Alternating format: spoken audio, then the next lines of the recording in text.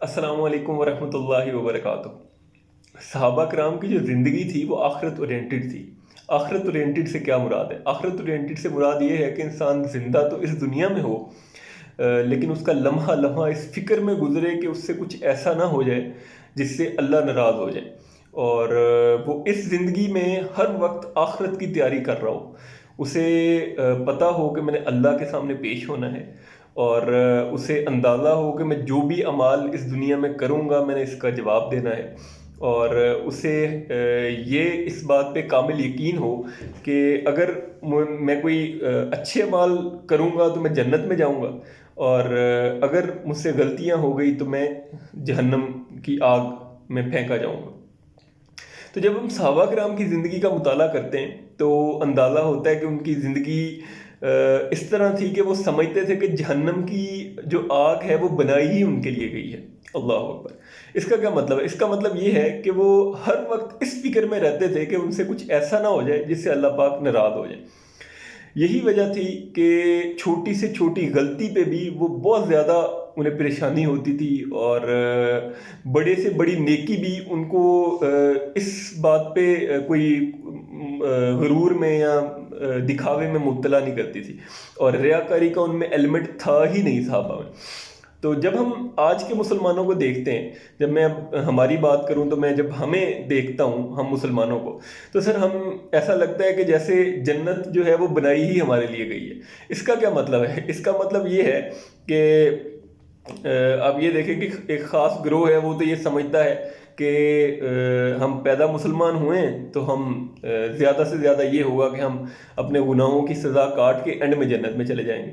پھر کچھ لوگ ایسے ہیں کہ انہوں نے کچھ اپنے رہنما اور پیر بنائے ہوئے ہیں، اور انہیں لگتا ہے کہ ان کے وسیلے کی وجہ سے وہ دنیا میں جو مرضی کرتے رہے، آخرت میں ان کے وسیلے کی وجہ سے وہ جنت میں چلے جائیں گے۔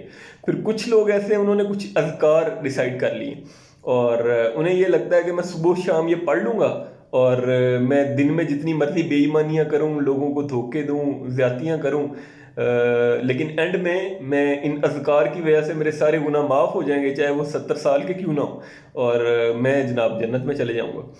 تو یہ جب ہم پھر قرآن کو دیکھتے ہیں، جب قرآن کا مطالعہ کرتے ہیں تو قرآن بالکل الگ بات بیان کرتا ہے۔ نبی پاک صلی اللہ علیہ وسلم کی سیرت بالکل الگ بات بیان کرتی ہے۔ قرآن تو یہ کہتا ہے کہ ماننے والا نہ ماننے والا برابر نہیں ہو سکتے۔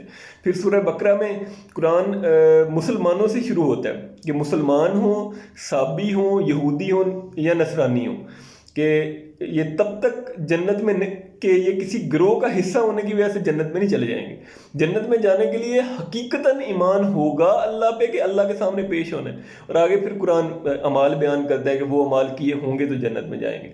تو کسی گروہ کے ساتھ تعلق آپ کو کوئی جنت میں نہیں لے جائے گا۔ اور پھر جب ہم نبی پاک صلی اللہ علیہ وسلم کی سیرت پڑھتے ہیں تو آپ یہ دیکھیں گے، جامعہ ترمذی کی روایت ہے، نبی پاک صلی اللہ علیہ وسلم نے فرمایا کہ میں اس دنیا کے بارے میں جو کچھ جانتا ہوں، اگر تم جان جاؤ تو تم ہنسو کم رو زیادہ، اور تمہیں عورتوں میں لذت کم محسوس ہو، اور تم اللہ کو پکارتے ہوئے پہاڑوں میں نکل جاؤ۔ یہ نبی پاک صلی اللہ علیہ وسلم کی روایت ہے۔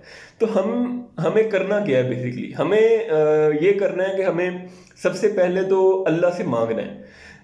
جیسے وہ اس میں بائبل میں سیدنا مسیح علیہ السلام نے فرمایا، چیپٹر متا کی آیت ہے، غالباً 7 سے 12 ورسز ہیں اس کے، انہوں نے فرمایا کہ تم جو دروازہ کھڑکاؤ گے وہی تمہارے لیے کھولا جائے گا، جو مانگو گے وہی تمہیں عطا ہوگا۔ اور پھر آگے وہ فرماتے ہیں کہ اگر باپ سے بیٹا روٹی مانگے تو کوئی باپ ہے اس دنیا کا جو اسے روٹی کی بجائے پتھر دے دے، یا بیٹا مچھلی مانگے تو وہ مچھلی کی بجائے اسے سانپ دے دے۔ جب آپ دنیا کے باپ سے یہ ایکسپیکٹ نہیں کر سکتے تو خداوند سے کیا ایکسپیکٹ کرتے ہو؟ کہ کوئی بندہ خدا سے نیکی مانگے تو خدا اسے کیا گناہوں میں مبتلا کر دے گا؟ تو ایسا بالکل نہیں۔ تو اسی لیے سر جب اللہ سے مانگیں تو کوشش کریں کہ اپنی ہر دعا کے اندر یہ شامل کریں کہ یا اللہ میرے دل میں آخرت کی محبت ڈال دے، یا اللہ میرے دل میں نبی پاک صلی اللہ علیہ وسلم کی سیرت پہ مجھے عمل کرنے والا بنا دے، میرے دل میں نبی پاک صلی اللہ علیہ وسلم کی محبت ہو اور میں ان کی سیرت پہ عمل کرنے والا ہوں۔ اور پھر کوشش کریں ہر دعا میں اللہ سے یہ دعا مانگیں کہ یا اللہ میرے دل سے دنیا کی محبت ختم کر دے۔ تو یہ دیکھیں کہ اللہ پاک اتنے زیادہ ظرف والے ہیں کہ روز محشر بندہ ان کے سامنے کھڑا ہو اور وہ کہے کہ یا اللہ میں تو ہر دعا میں یہ مانگتا رہا کہ میرے دل سے دنیا کی محبت نکال دے، اور میں ہر دعا میں مانگتا رہا کہ میرے دل میں آخرت کی محبت ڈال دے، لیکن پھر بھی آپ نے دنیا کی محبت دل میں ڈال دی، تو سر اللہ پاک ایسے نہیں، آپ اللہ سے مانگیں گے تو اللہ پاک دنیا کی محبت آپ کے دل سے ختم کر دیں گے۔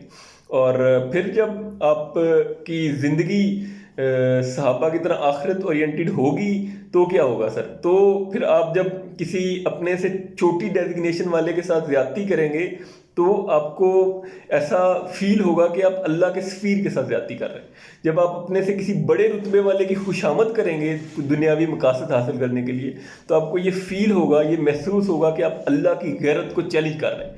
تو جب آپ اس طرح کی زندگی گزاریں گے تو پھر انشاءاللہ آپ کی زندگی آخرت اورینٹڈ ہو جائے گی، اور آپ کی زندگی اس طرح سے ہو جائے گی جس طرح سے قرآن ہم سے چاہتا ہے۔ اور میری اپنے لیے بھی یہی دعا ہے، میری آپ کے لیے بھی یہی دعا ہے کہ اللہ پاک ہمیں دین کو سمجھنے کی اور اس پہ عمل کرنے کی توفیق عنایت فرمائے، اور اللہ پاک ہمیں آسانیاں پیدا کرنے کی اور آسانیاں تقسیم کرنے کا شرف نصیب فرمائے۔ جزاکم اللہ خیر۔ السلام علیکم ورحمۃ اللہ وبرکاتہ۔